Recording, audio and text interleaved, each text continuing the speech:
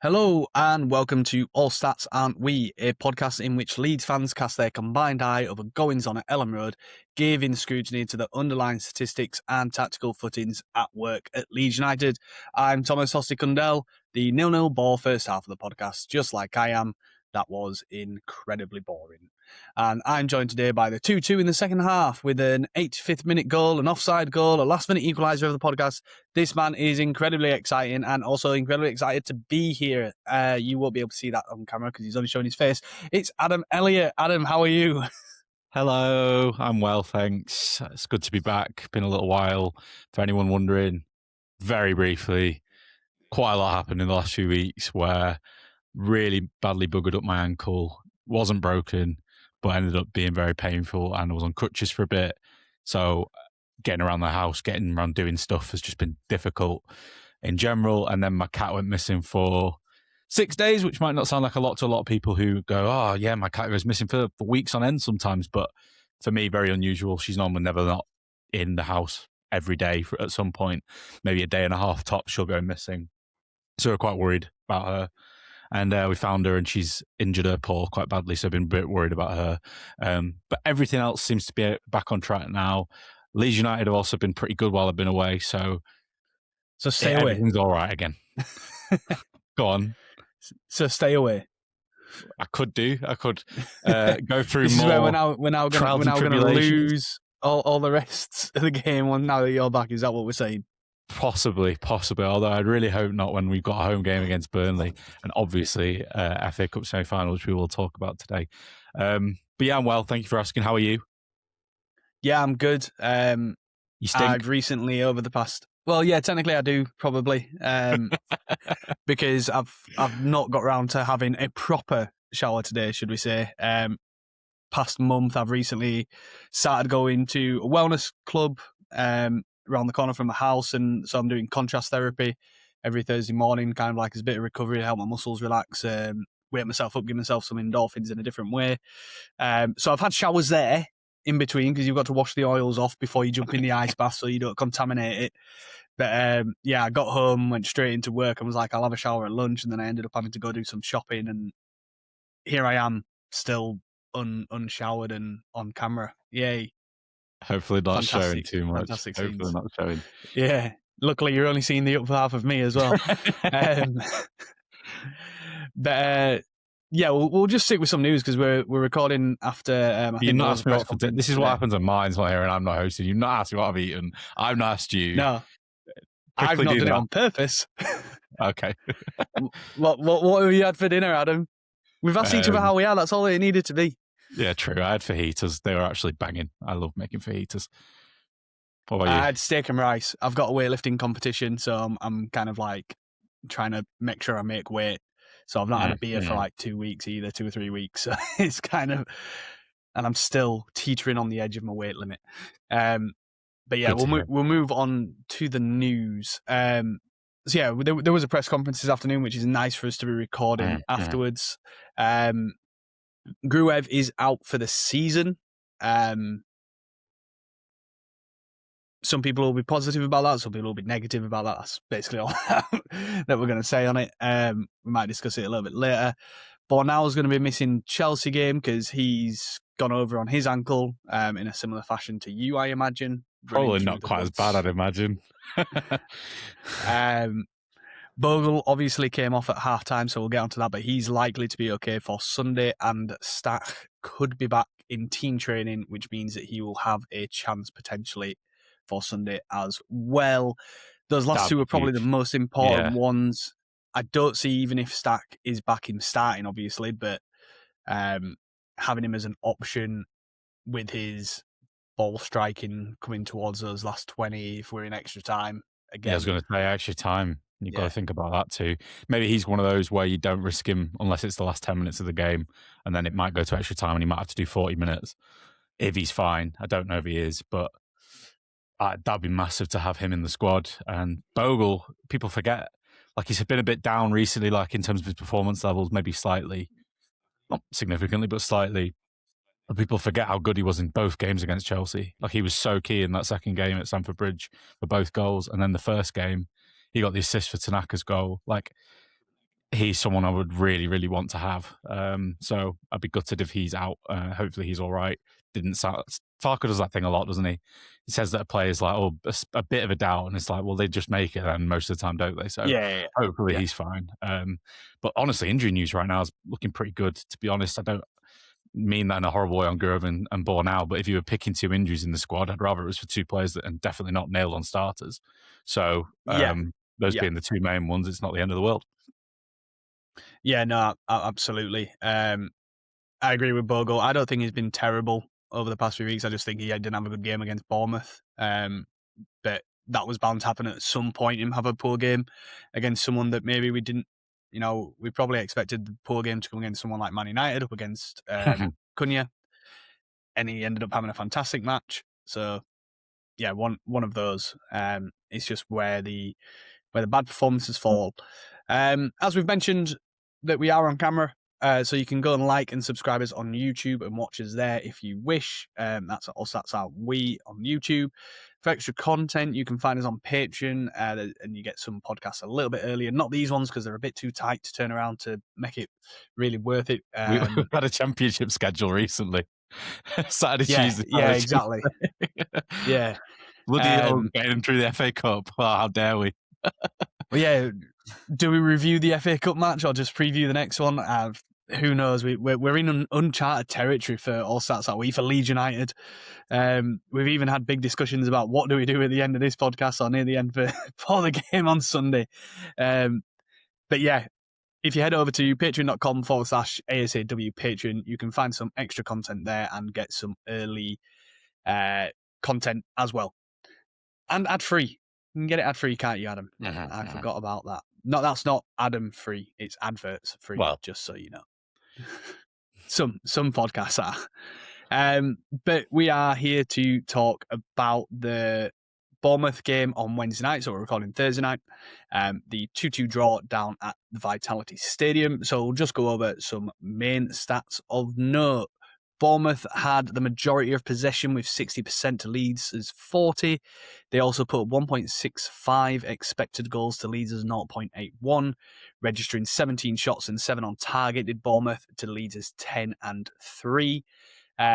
Where Leeds do come out better is that they missed less big chances, but that's because they only had a quarter of the amount of big chances and they actually missed every big chance that they had, where Bournemouth got 4 big chances and missed 2, and Leeds got 1 and missed 1. Corners was the bigger shock of a kind of real show of dominance, so it wasn't just possession. Bournemouth having 12 and Leeds having 1. Adam, is there anything that from the stats just kind of stick out? Well, the corners thing, like if you flip those, surely we would have maybe scored one from 12 with our size. And Bournemouth, like, this is a vibes thing and a bit of an eye test thing, but like to me, they seem like one of the smaller teams in the league in terms of just the height of the players individually, whereas we're certainly one of the bigger teams. And I knew that if they got a lot of corners, we'd be okay, and we were. So 12 corners to 1. Yeah, we were from corners, yeah. It was absolutely fine. Most of the game, there was maybe 1 or 2 that were a little bit hairy, but otherwise fine. But yeah, I think it's pretty obvious, and we'll probably talk about this later, but pretty obvious who the better side were in this one. Yeah. It definitely was just from first watch as well. So let's get into the interrogation. During the first half, Adam, we struggled with getting into Bournemouth's box and they had the better possession overall. However, despite their possession advantage, they didn't create a lot of chances. Firstly, on us, why did we struggle to create and why did we struggle to sustain any sort of possession? I think I'll talk about this a bit more later on as well, but I think what we were trying to do in possession was a bit confusing to me. We were sat quite deep, whether that was by design or by Bournemouth's kind of pressure and intensity kind of having us penned in. We were quite deep quite a lot of the time. We had a lot of players that were passing the ball between themselves. It was quite passive. And then suddenly their press would trigger the fact that we needed to go long. And then we occasionally got like bodies around Calvert-Lewin to build, but quite often, I really like Okafor recently. I think he's been really good, but like players like him, his passing kind of range, his passing technique and sort of ability in that sense is just not quite there. And so sometimes we would get into those positions and get up the pitch and then he'd, overhit the pass, underhit the pass out play, whatever it was. And that was quite frustrating early on because it meant we weren't able to sustain possession of the ball in their half for long periods. But honestly, their pressing was good and it did force us to go long. If Calvert-Lewin wasn't winning the first contact, or even if he was, quite often Bournemouth midfielders were doing an excellent job of 50-50s. Like we've discussed us this season at being a really, really good team at finding that second ball when it's just landing somewhere in the middle of the pitch. Ampadu just cleans it up. Suddenly we can build from there.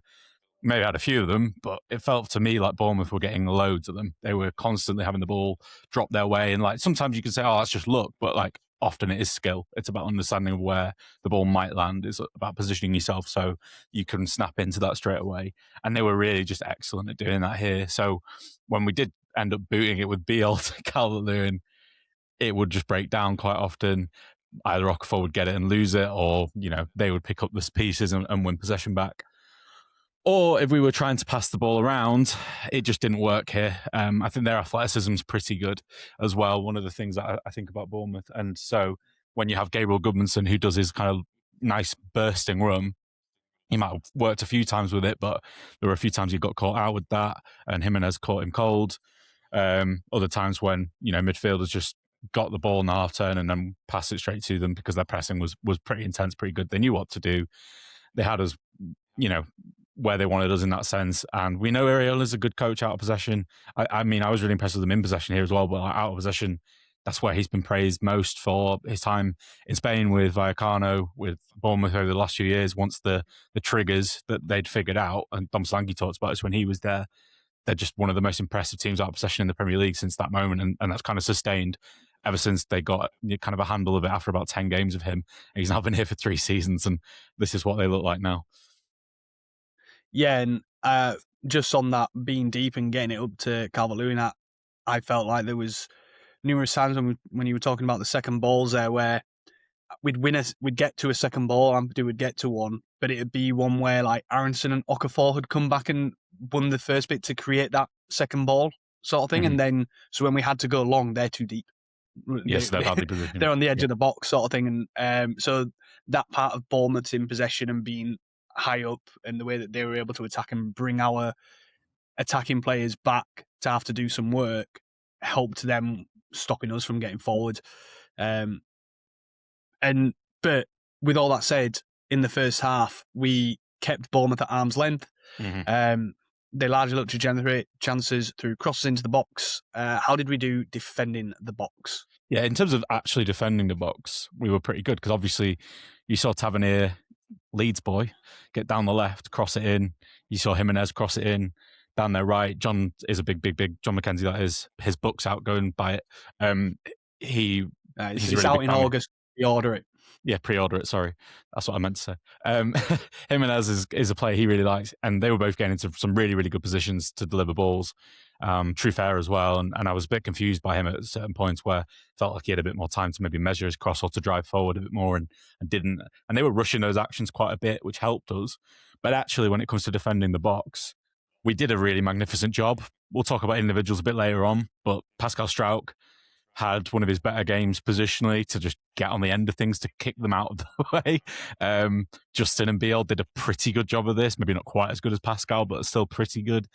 Darlow was coming to claim stuff as well. So honestly, around the box, it was pretty comfortable. This is one of the reasons why I think some people are reticent to go too high on Areola and to say this is a manager that could manage. He's been linked with Chelsea in the last few days because they've obviously got a vacancy now. And people are sort of saying, is that actually the right role for him? Because in possession is where he's going to have to improve if he's going to be able to do that. We've seen some managers like that take big jobs on in recent times. Thomas Frank to an extent, and it's not worked. So can Areola get that to work? I'm not sure, because when a team is that compact and deep, and we had 5 players, some defenders, and a bank of 4 in front of that, like it makes it difficult, and we did definitely make it difficult for them to break through. So yeah, honestly, apart from there was Evan Nielsen shot across the goal, which was a little bit scary, but it was such a tight angle, it wasn't that scary. And then there was those 2 back-to-back, Ryan Christie and Tavernier chances on about 43 minutes that were dangerous. And that was it, really, for the first half. Is that the Darlow save? Yes, that went up in the air, and then they had another shot that just went wide. That was it. No, the one that was at the feet. Yes. There was that one which was at the feet, yeah. And so, yeah, we did a pretty good job other than those. So feel like 0-0 was probably okay at half time and maybe somewhat fair. They could have maybe taken one of those chances, but I was pretty happy with that side of things. I think you could say for quite some time now, Leeds have looked pretty good at defending their box when they've had to for decent stretches. I'd say one of the games I didn't feel like I was Man United at Old Trafford, but I hope that was lucky because it wasn't for such a long time. Here, it did feel like it was coming, the goal for them, and maybe if there was another 5 minutes, they probably would have scored. But for the first 45 minutes, it was pretty good. I thought, our rear guard. What about you? Yeah, I think I came out of that first half and it was very much. I thought it was just there wasn't much in the final third from either teams, and it meant that for me it felt like a bit of a slow game in that way, because there wasn't much attacking threat. I know that Dan put in the group in the admin chat about it being quite physical still, and it was, and I think that was again part of why there wasn't much attacking. There was quite a few breakdowns and stuff like that. Of it, just possession was handing over quite quickly between both teams, both teams' players getting into each other. But yeah, from defending the box wise, like I was saying, I wasn't too bothered when balls were going in. I felt comfortable that we were going to defend them quite well, and that's kind of how I've been with a lot of how we've been this season, really, since we made that change. I thought you had more to add, Adam. Nope. I'm going to say that I had something else to say, but I'm going to say that I've just realised. Okay, no worries. So, that was the first half. So if we move on to the second half, we had a question from Big Bad Rob Biggins in the Discord. He asked, we got better after Bournemouth went 1-0 up. Was this game state or because we switched to a back four and had more men further up the pitch? We did switch to a back four. We went 4-2-3-1. We took Bioloff and Okafor, and we brought on Mekcha and Nonto, didn't we? Yes, it was funny that Mekcha, I'll answer Rose's question in a second, funny that Mekcha got into so many good positions and people might think that was on him. I actually think it was just the way we were set up that got him into those positions. And why I was laughing then while you were asking it, because honestly, maybe it would have made more sense for Okafor to have been a sub here. Because you probably want him in those situations more. I'm not saying Mekcha didn't do quite well there, but you probably want him in those situations more. So maybe Farke got that wrong in terms of who to start. But I get why he didn't want to change a winning team, so I'm not going to criticise too much. But it did work. And I do think it was probably both, Rob, to be brutally honest, to answer your question. I think it's a mixture of the two. I think you have to have a bit more impetus when you're a goal down. I think the team have to try and be a bit more risky, play a bit higher up the pitch. And everything was just looking a little bit more aggressive and on the front foot at that point. Perhaps Bournemouth also dropped off a little bit and weren't as quite as intense with their press, knowing they had something to protect that battering part of it as well. But yeah, the shape does help. It's helped actually quite a lot this season when we've actually done it, which is why we've so often on this podcast complained about the timing of when he does switch to either a 4 or 5, whichever way he started and whichever one he goes to, because quite often it has worked. And I know it sounds so simple and basic, but it just gets like, it gives the team something to think about. It gives them something to guess. Like Iraola has to then tweak things and get instructions out when they're not really prepared for it. And so you get a bit of upside straight away, like before they've even had the chance to get those instructions across. And so here, I think you saw that. And the 4 against Everton, against, I can't remember every team, but like quite a few teams in the last 10, 12 games when we've gone to it, we have looked to the better side, like more attacking. Okay, a bit more open probably as well, which is why we did concede some late goals and even their offside goal. But I think it makes sense when you're chasing a game. I've complained about Farke's timing of subs this season to no end.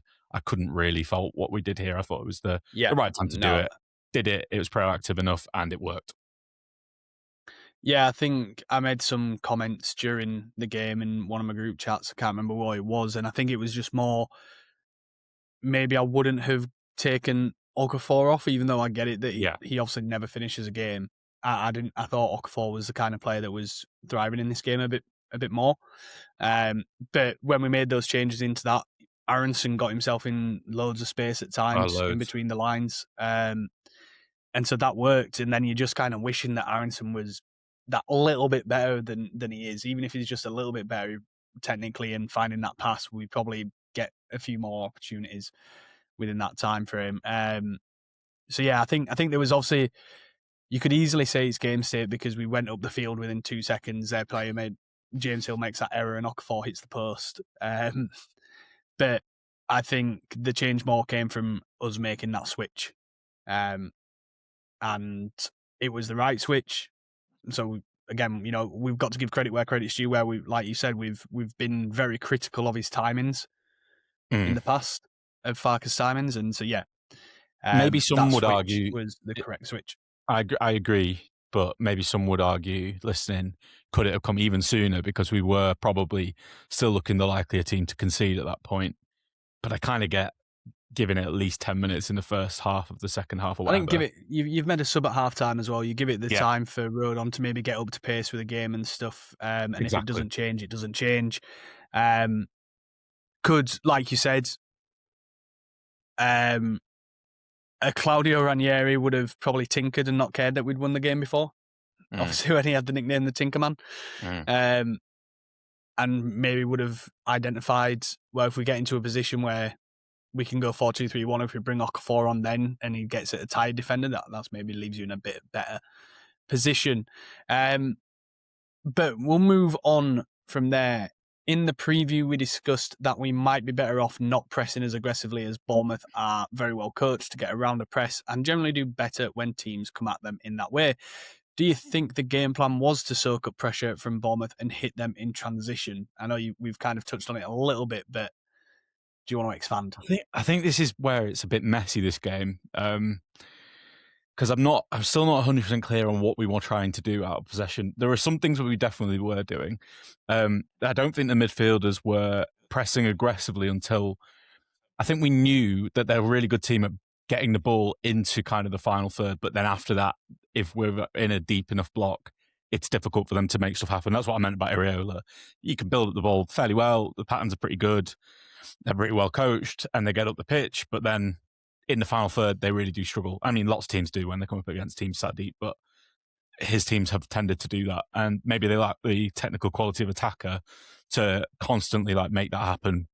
One of their best forwards is the Brazilian Ryan that scored the second. He's 19. He's not ready to play every single minute of every single Premier League game at his age coming out of Brazil.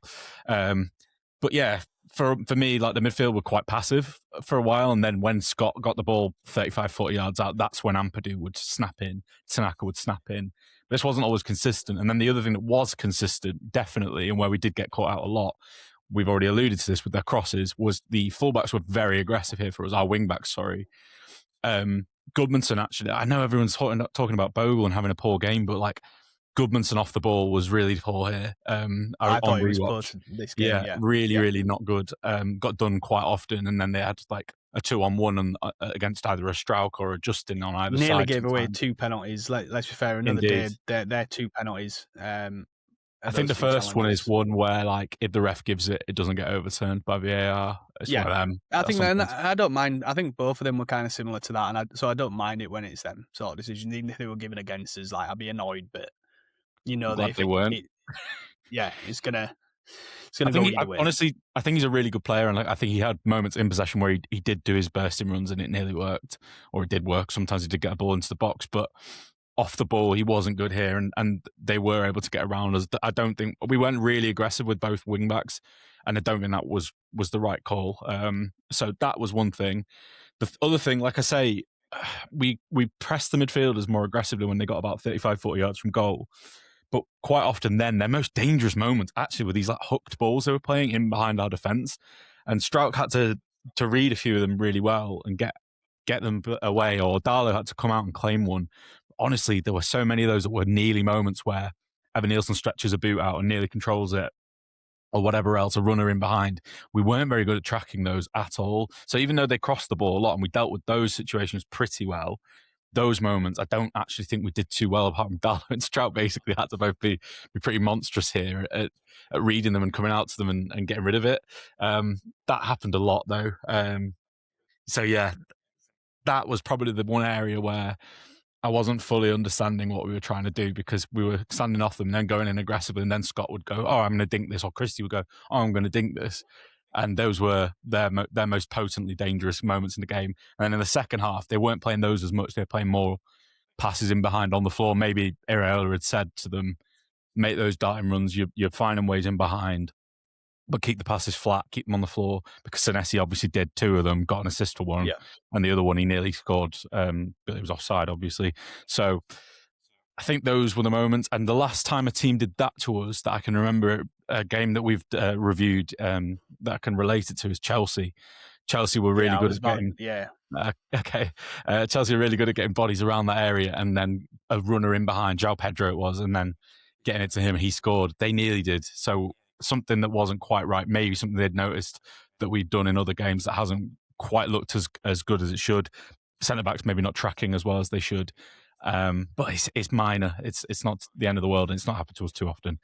Sorry, I talked a lot there. Anything else you've got to say? No. I was just going to say, I think the going through the middle obviously became a bit easier for them as well once we made that switch to 4-2-3-1. Especially with Rodon being still a little bit rusty. It wasn't his best game either. It was quite poor from him, I felt. And to be able to come out and say that 3 of the defenders didn't have the best games out of 5 defenders that we had on the pitch, or 6 defenders that we had on the pitch in total, and to come away with a point, I can be quite happy with that. I think that's true. If we just say that Stroud can be all, and Justin were the players who had good games. So you've kind of said how it didn't work. What would you say was why the game plan didn't work, or what, for them or us? For us. For us, yeah. Why didn't our game plan, which you can't work out what it was, is that why it didn't work? Probably. I think it was just a bit too disjointed. They were good, in all honesty. Like, in the first 2 phases of build-up, they were good. The final third, not always. And then out of possession, they were really good at stifling us. It says a lot, doesn't it, that Ampadu was our player that with the most passes, 39. They had 5 more players that completed more passes than that, which is obviously a ridiculously high amount. We don't normally have that. So they were just able to, we were going long when we had the ball. That didn't always work because midfielders or the wide forwards weren't always in good positions, as we mentioned. And then in terms of the pressing, they did us in the wing-back areas. And then, like you say, when the shape change happened as well, they were doing us even more in central areas. And Senesi, they put a lot of responsibility on him on the ball. He actually had quite a low pass accuracy, which when you see we probably gave him too much respect. Looking at that, you look at that pass accuracy. You'd worry if you saw that for a centre-back. You'd be like, well, he's turning the ball over loads. But you look at how many passes into the final third of a percentage of those accurate passes, it's around about 48% on, just off the top of my head, it's 21 out of 55. That's roughly 46, 47%. That's a lot of time and success of passes into the final third that you're giving a player. So yeah, maybe he's stepping off. We've given that player, who is actually very dangerous because he's probably one of the best ball-playing centre-backs in the league, especially in the mid-table, a lot of teams, he's the best one. We're giving him way too much respect. Well, we've got Pascal, but yeah. we're the bottom half. Okay, fair. We're the relegation sides. We're the one with the best relegation. We're not relegation sides anymore. Relegation battlers, whichever one. Yeah, we obviously clearly gave him a lot of respect, a lot of time on the ball to play passes. And because his pass accuracy is so low, you can tell there were a lot of them that were risky. And like you just said, a lot into the final third, 8 more than any other player for them, which is mental. That's so high. And yeah, that's why they got some big chances from him. If you wanted to track players like Scott, because you think he's a scary midfielder, and he is, he's a pretty good technical player, you're giving them the centre-back a lot more time. And he's, like you just said, one of the best ball-playing centre-backs in the league. So it didn't work. He also attempted double the amount of long passes that his centre-back partner did, 16 to 8. Okay, only succeeded 4 long passes. That'll probably class as being because they were from deeper, but yeah, it's just way too much time on the ball for giving to him. The other problem, though, is if we go as aggressive as we know our press can be and we go really high on them, they can quite easily just knock it round us, and then there's more space for midfielders and wing-backs to play into. And I don't know if that would have been the right idea either. They're just a good team. They're one of the best teams who've played this season. I think and they're in good form. When it doesn't work, when they're out of form, it can look very bad, and we've experienced that. Of being a good team with system that works. It looks really good when it works. Absolutely. But it looks really bad when it doesn't.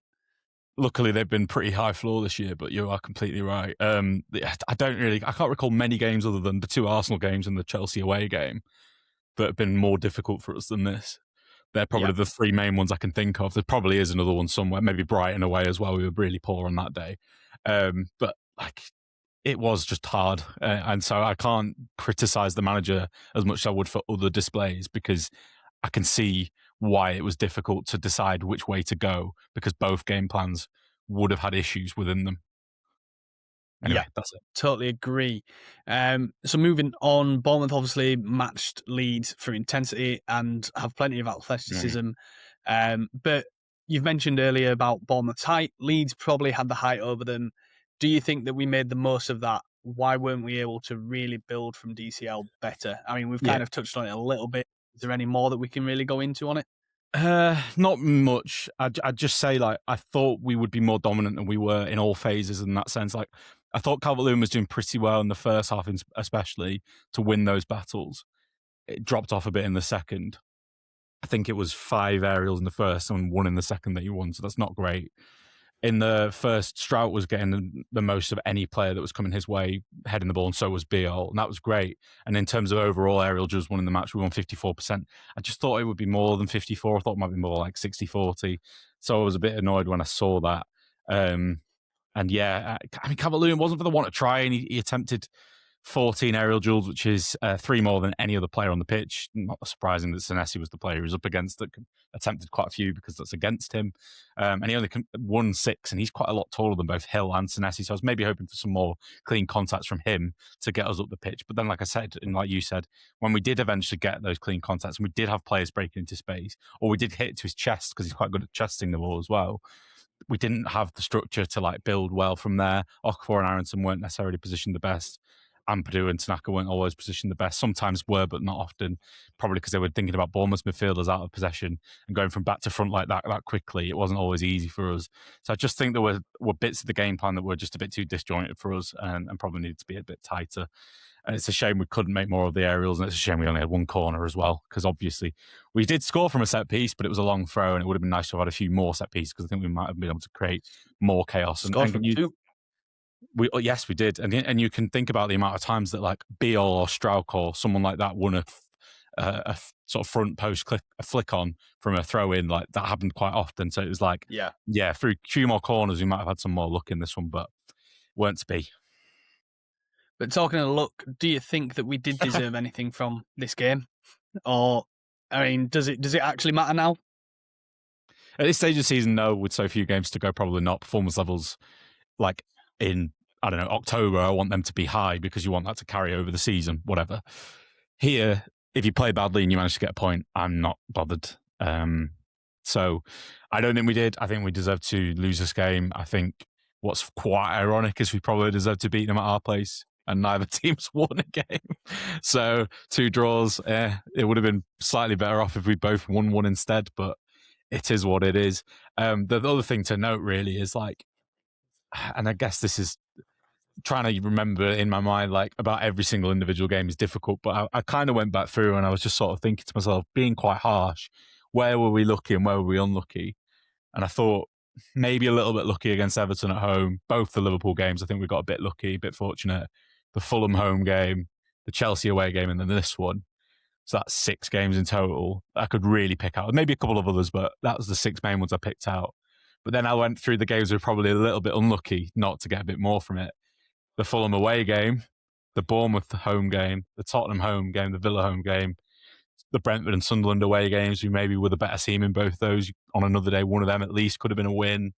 Newcastle away, we did not deserve to lose that, but we did in cruel circumstances. Everton, Villa, not that long ago, Sunderland recently. Like, I don't think we were great against Sunderland, for example, but probably could have drawn that one on another day. So overall, like, net, looking at bad luck and good luck, I think we're still probably in the slightly more unfortunate this season. I know it's a bit of vibes-based analysis, but I would say so. So overall, getting a bit lucky in this one has kind of evened out some of those other ones for me. And I know that, like, go on, sorry.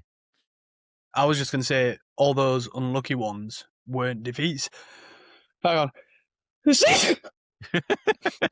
Yeah, some of them were draws. Bless you. Yeah, some of them were draws. Thank you.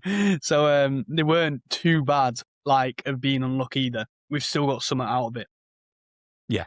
But there'll be neutrals listening going like, oh, you would say you were lucky or unlucky in some, like lucky in some games or whatever.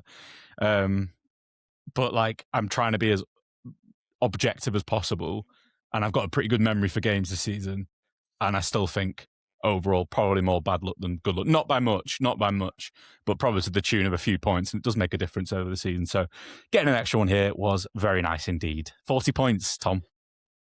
40 points. We are on 40 points. That's the magic number they always say. The old magic number. Is it only West Ham have gone down with more? 42, yeah, once, points? And there might have been a 41 at some point, but yeah, it doesn't really happen. Very, very rarely does.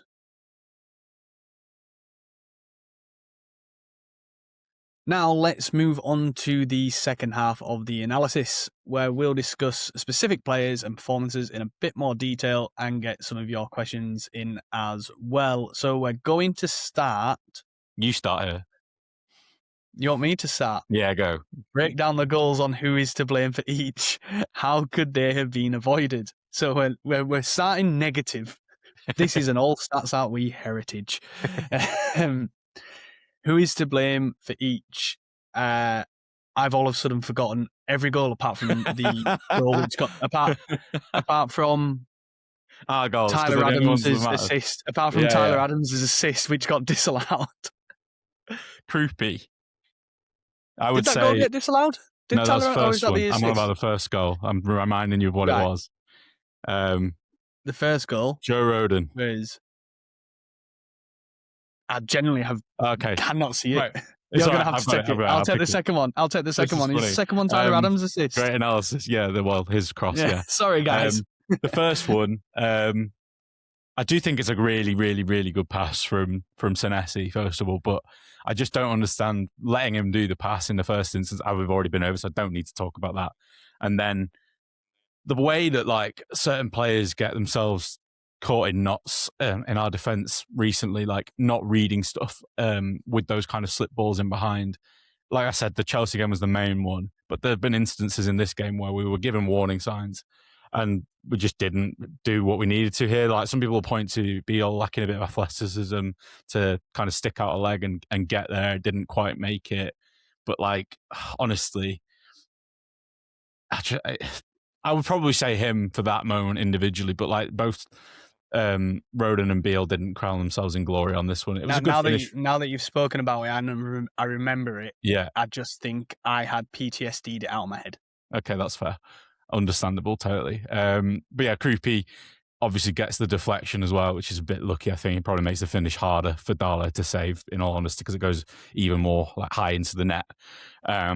Which is that bit was unfortunate because you do need to go in there and try and block it at that point. Opposite direction, I feel as well. Like I think Croupy's aiming to go Darlow's bottom right hand corner, and then it goes over him directly. Exactly. So that's unfortunate, and he nearly got there. And I was unlucky not to get there, but the fact that he was even able to get into that position to shoot in the first place is the problem. And I guess I'd probably say Farke's instructions with the midfielders is probably the main problem. And then, yeah, Beale, he's been really strong recently, to be fair to him, but like, it's the little moments like that. Beale misjudges the pass and Rodon misjudges the run, right? Like, there's a bit of two things there. Yeah. Rodon does well to get back goal side, just about, but yeah. Second goal, I actually do have quite a bit on the second goal because I think a lot of people look at it and I think a lot of people will say Longstaff didn't pick up Adams. I think a lot of people will say that he's not got back or he's got lead in his boots. I think was actually one of the comments in maybe one of my group chats. But what actually happens is Longstaff pushes out. I can't remember who he pushes out to, and I think because they're probably a little bit tired, Tanaka or Ampadu, don't push out onto Adams in the first place. And so what happens is there's a pass that's easily played to Adams nicely, kind of in around about the 25-yard mark, 30-yard mark, and he's free then, and and then they decide not to pick him up, and it's left to Longstaff to have to chase because everyone else has still got jobs. But because that one player, I'm going to go with Tanaka because I'm sure Ampadu is on someone on the edge of the box. So I feel Tanaka should have been the one that came out, but I'm imagining he's that tired at 85 minutes because he's not played much recently either. I advocated in the preview to rest him, but obviously Gruev's dead, so like that can't happen now. Also, we didn't mention so, like, Tanaka. I'm just sorry to disrupt your flow, but like people are screaming at us right now. Tanaka doesn't crown himself on glory on the first goal. No, his turn into pressure. He obviously tries which to is turn, not like him. He's more pressure resistant than that. That was a silly moment, but you know he's been really good. It's one of those where his options were. Yeah. I felt like at the time he was trying to get us on the front foot because we'd spent a while not being on the front foot. Yeah. And so he was like, right, if I can beat this, if I can evade this pressure, we've got a moment to go forward. It was just so high risk. It actually came with absolute zero reward and full punishment. Yeah. And then the turnover happens and Senesi's in loads of space. Tanaka's out. Yeah, it's all a mess. Yeah. Anyway, carry on. But yeah, and so that's how Adams gets into that space. Longstaff is actually busting a gut, really. I think I even had one comment that Longstaff doesn't look arsed, and I was just like, that's just because he's gangly. And if you think playing it on the fact that he's trying to chase back and he's so far behind him, that is not his fault. He's just pressed further higher up. No one's joined him in the press to get out of the box from a set piece, and then it's come back in. So that's where I blame. I think I blame it within the other midfielders, not Longstaff. Within that, also, and the finish. I don't know if you have anything different. The finish is so good. The cross is actually good as well. Like, I hate to say that it is, but in case he people got his comeuppance anyway. Also, if people don't know that winger, that was his weaker foot. Like, he's not. That was a really, really good finish. He's left-footed and he's just like swung a nice right boot. I think it does come slightly off his ankle, a bit high, but like it's still, he makes like a good movement to the ball and it goes straight in the corner. You could say that centre-backs could pick him up, but at that point where the ball goes out to the wide area and Adams has it, the defence is probably not expecting it to end up in that situation and probably scrambling a little bit more than they need to be, which makes it more difficult to know who to pick up in that moment because you're just not set. So I can't really add anything towards the end of that. I think you've got that spot on, really, so I'm not going to add too much. So let's talk about Ilya Gruev, shall we? Yeah, let's talk about Ilya Gruev. He didn't play in this one. How are all stats finding a way to blame him? He's going to be out for the rest of the season. Well, to be fair, when we were 1-1, I think I said I'd like to bring Gruev on now. Yeah. I said that to someone. I was like, this is because the game was getting into that kind of where Tanaka was making those mistakes of, whereas Gruev would have just gone, okay, I will recycle the ball because that's all I can do and that's all I'm going to do. And he would have played safe. But he won't be back until pre-season. Is this as big as a blow as it appears? Is it a bigger blow to Farke than it is to us as watchers? I guess is one way of phrasing it. Does Longstaff come on? If Gruev is fit, the answer to that's probably no. I don't think he does. No. Unless you go to try and really stodge things up and really go for the draw, right? Like, that's the only other way, in my opinion.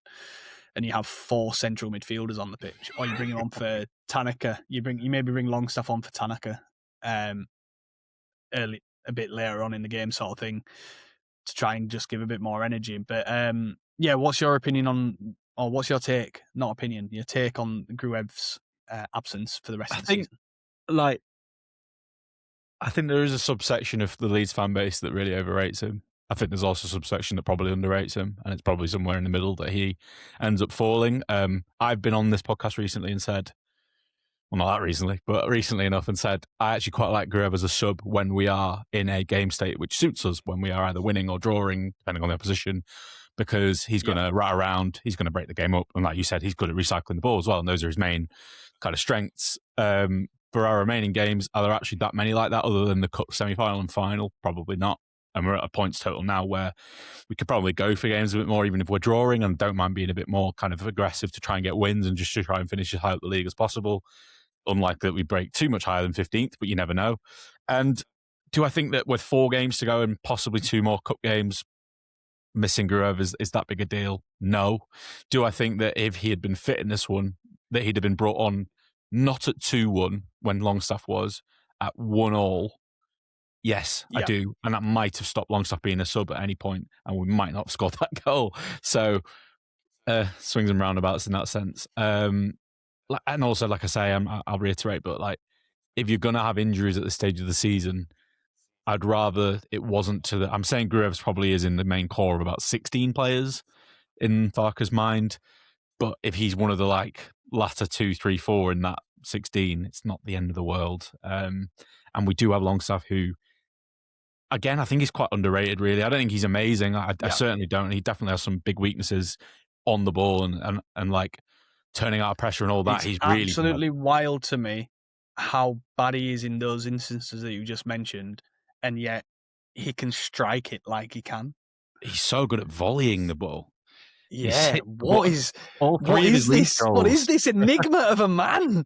I had a mate in school that he was an average footballer, but the one thing he was so good at was volleys. I don't know why. We played headers and volleys. He was unbelievable if you set him up for one, getting that clean contact and it would fly. And I just didn't really understand how you could get so good at something like that. He's probably been a rugby player, kicker, but he's not. So yeah, he's a Newcastle fan as well, speaking of Longstaff. But yeah, I don't know. It was a great strike, and I'm happy for him to come on. I think, in my mind, Longstaff was always above Gruev in my pecking order. He wasn't always in Farke's. So do I think it's the end of the world that in my head, fifth choice midfielder is out when I prefer Tanaka and I prefer Longstaff, and obviously I prefer Ampadu and Stack. They've been immense. No, I don't mind. But I don't think he would have played here if he'd been fit, Gruev. I don't think Longstaff would have played, so I'm really not too unpleased about that.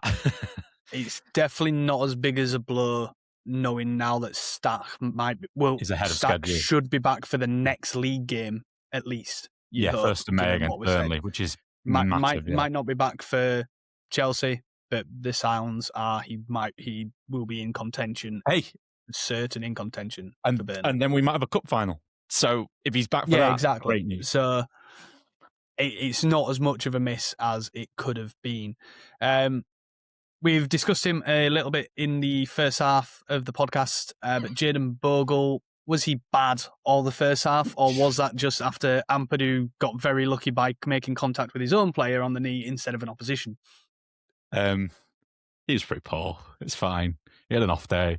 He wasn't quite at the races. It probably got worse after that because, yeah, there was a moment where Truefair got the ball in so much space after he got that injury. I was just blown away by how much space, but he must have just not been right, and it must have been affecting him. That's why they took him off at half time. But he wasn't particularly good in the first half. He was a bit all over the place. It's okay. It's not his game. Like when Bogle was at his worst as a Premier League footballer, he was at Sheffield United. He was obviously quite a few years younger now, in his early 20s, but he's also playing for a team that conceded 100 goals. Leeds have not conceded anywhere near that number this season. We've been much better, and in a lot of games we do have at least some of the possession share. Here we were under the cosh for most of the half. As it was, I haven't even got the first half possession numbers, but it wasn't great. It wasn't pretty, so I'm not that surprised that he looked like he was struggling a bit. When we have the ball, he's someone you want because he can do certain things with it. His passing's pretty crisp. His carrying and driving of the ball is really good. His understanding of when to do that and when to play it more safe is excellent, but it wasn't great for him off the ball here. In possession, I can't really complain too much, but off the ball, he was dreadful. And that's fine. And I hope he's okay for Chelsea. That's the main thing. He's played a lot of football. Yeah, exactly. Wing-backs get through so much work, don't they? They run so much. And like I said earlier on, you're going to have a game where it doesn't work out. No one's ever 10 out of 10 every week sort of thing. This has been his 4 out of 10 week, whatever. It's fine, move it aside. That's what professional footballers will be told to do. Put it to the side, forget about it, move on, let's get on with the next game. What you just said there, though, just reminded me of something we haven't spoken about him much in this game. He was a bit steady. That was about it. But you mentioned Bogle being part of the Sheffield United team that conceded 100 goals. And it just, for some reason, made me remember that a lot of Leicester fans were blaming James Justin for the reason why their defence was so bad last year. And then when we signed him, and then it's quite clear that Leicester are just a bad team. Yeah. And that can make good players look really poor. Can make good players look bad, and they're two really good examples of it. Leicester aren't just poor, they've been dual relegated in case people somehow forgot that. Yeah.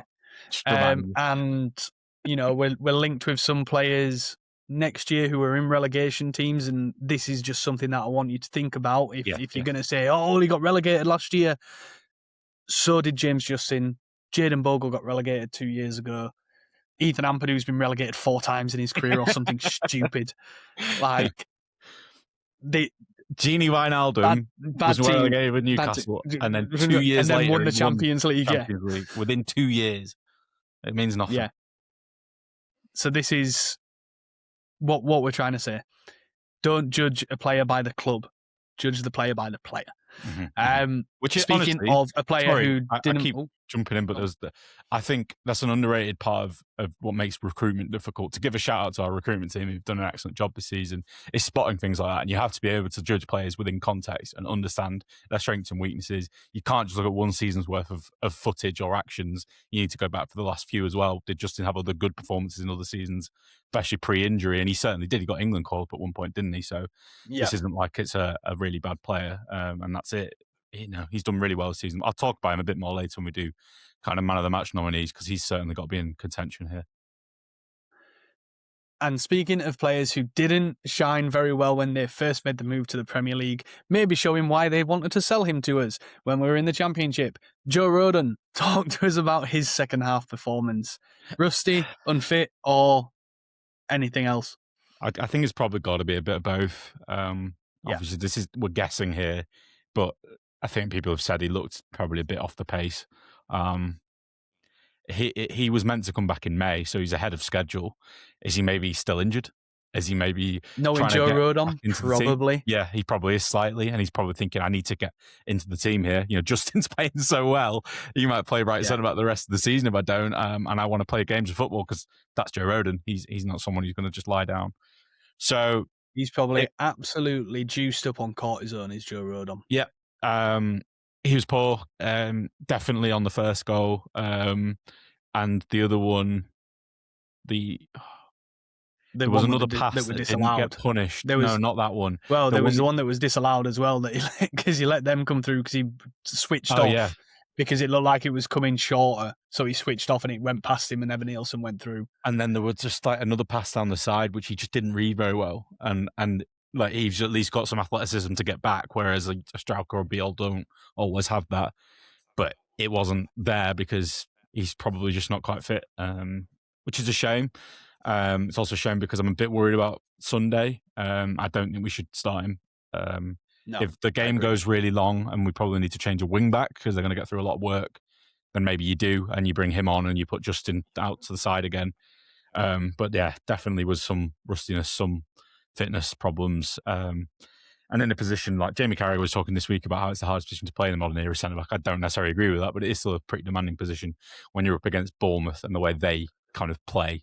So probably not the best game for Rodon to kind of get back to some level of sharpness. Obviously did get a small cameo against Wolves as well, but it probably wasn't the best environment for him here. Yeah, no, I totally agree. Nothing else to add. You said you wanted to talk about James Justin, so I'm going to assume that that's because you believe he performed well and he's one of your shouts for man of the match. Yeah, and the reason wasn't just because generally speaking, he's like a 7 out of 10 most games. James Justin had to play 3 different positions in this game. He started off as a right-sided centre-back in a back 3, moved to a right wing-back in a back 5, and then ended the game as a right-back in a back 4. And I know they're all in the kind of broad, similar area of the pitch, but they do take slightly different things to perform those roles. And he still looks really good every time. Like, he's not perfect, he's not infallible, but that's fine. We don't need him to be. He's, like you were saying earlier, like players in our kind of position in the league, they're going to make mistakes because they're not world-class footballers, but we've got a lot of pretty good footballers, and he's another one. And he was, again, really solid here. He's been moved around so often recently, right wing-back, left wing-back, both right-back and left-back, and then obviously centre-back on the outside of a 3, and done so well that I'm really impressed by him. And then there was a stage at Leicester, not that late into his career there, where he was sometimes tasked with playing as kind of a double pivot defensive midfield player. Not often, but it happened a few times. So, like, he is a Swiss Army knife. He's not Swiss, but he's an Army knife. Like, he can play so many roles. And it's really, really handy to have a player like that. I think we could probably do with another one in a slightly more advanced position maybe next season, because I guess you're most close to that is Brendan Aronson. attacking midfielder, winger on both sides, potentially maybe as a number 8. You could get away with it in some systems. Sorry, you've got. I'm sorry, I'm gonna have to step in there. We have Daniel James, the striker winger. Okay, fine. Like, he's the guy. He's the guy. And he's Metza, the striker winger, but that's really not where I love him. But and Nonto, the striker winger, and God. Okafor, the striker winger, the winger striker. Sorry, Joe Perreault, the 9 and 10. attacking striker. Play him out on the wing. Aronson is probably the main one, and like obviously he's been all right this season. He actually had a pretty decent game here, Aronson. I thought, like, when he did get the opportunity, like you said, it's like that last 10% with Aronson that's not quite there. Yeah. A couple of really nice ball carries that he did, like evading challenges and getting us up the pitch. But that moment in the first half when he turned the defenders, that was really nice. Shot off. I was like, wait. I was like, where's that come from? It's getting the shot was awful. Yeah. So yeah, I think Justin deserves a real big shout out. The main 3 for me that come out with a lot of credit from this, though, Ethan Ampadu still did a really good job in midfield, even with some moments where they definitely played some passes where he was closing Scott down and he managed to scoop one out. He was really good on the ball for me in this game, better than he has been before. He found himself in some higher up positions and was playing passes that I didn't expect him to. I was waiting for him to give it to Tanaka to then find the pass out wide, but he was quite comfortable to play it through the lines and through the fullbacks out wide. Yeah. Or to try to, at least. I don't disagree. So he played pretty well, but obviously, and I think you're going to have the same too, the 2 standout players by a margin were the goalkeeper, Mr. Caldalo, and obviously, all stats aren't we favourite, Pascal Struijk. Pascal Struijk got through what you can't describe it as anything other than a ton of work here. Ampadu got through 16 defensive contributions. I noticed that Struijk is a FPL favourite at the moment because he gets through a lot of defensive contributions. He got through 19 here, which is a ridiculous amount. It's the most in the entire match. 14 clearances, 10 headed clearances on top of that. Like, he's just doing everything he can to keep them out. There was that one block, can't remember the player now for them, that he did it on, but there was one block where I think it was a certain goal if he doesn't get there, and he gets there and he puts it out for a corner, and it's just magnificent. A couple of big headers as well. So just everywhere. The only moment that he wasn't great in was the goal that was offside, so it doesn't really matter. But he's probably my pick for man of the match. Darlow a close second. Darlow got the fan voted one. I saw online 40% of the vote, and Struijk got I think 28 or 27%. But I would give it to Struijk, and I did vote for Struijk on that. You? Yeah, I'll probably give it to Struijk as well, just because, not to sound like Roy Keane, but Carl Darlow's just doing his job. You're the goalkeeper defender of the pod team. I am the goalkeeper defender of the pod team. I don't think he actually had that much to do. That was the thing with Darlow. I think he pulled off that one really good save and he did a few good passes, but I don't think there was actually much work for him to do. So, like, really, as a goalkeeping performance, it wasn't actually that standout, in my opinion. I think when a goalkeeper gets man of the match, it should be they've had 5 good shots on target. He's made 5 really good saves. You know, not just one that or two. sort of thing. Yeah. Or coming up with okay, yes, the save was at a key point and kept it 0-0, but yeah, I think that's kind of, you know, Dubravka probably you'd say was Burnley's man of the match against Man City, because Man City probably should have had 5 or 6 from what I've heard. I've not seen any highlights or anything, but I've just heard from other people that somehow it was still stayed 1-0 and it's because of Dubravka. James Trafford got them all last year for Burnley because of the exact same reason. So yeah, I think that's for me what gives you the man of the match as a goalkeeper. I will always defend mistakes. I'll try and rationalise mistakes and see how the goalkeeper may have been thinking. But I'll also kind of not try and sugarcoat anything as being greater than it was. Yeah. So you're saying he was just good rather than great? Yeah, he was just good rather than great, yeah. And Struijk was great, which he was. Struijk was great, yes. As he always is. Well, honestly, always, but you know what I mean. The whole he gets bullied thing, I know people have been over this on Twitter in the last few days as well, but it doesn't make sense to me. See, I don't go on as much at all, really, anymore on social media, on Blue Sky and Twitter anyway. So I haven't really seen any of this anymore. So to me, it's still, I just haven't seen it or heard it. Yeah, there's not as much of that now. Like, I don't see people go, oh, he switches off or he gets bullied by big physical nines. But like, those two things just can't be true these days. Like the way he's playing, maybe in the last time we were in the Premier League it was, but like 2 years in Championship he was amazing. This year he's been one of our best players, undeniably. So very happy for him. Probably a very deserved man of the match here. Yeah. So yeah, and that is all we have on the Burnley review. We are now Burnley, Bournemouth. I don't know what happened there. I was thinking about Burnley. We lost one of them. One of them's gone. Bye-bye. I was thinking about Burnley because I was talking about James Trafford and Dubravka. Well, they've been relegated, mate. You don't have to talk about them for at least another year. We don't.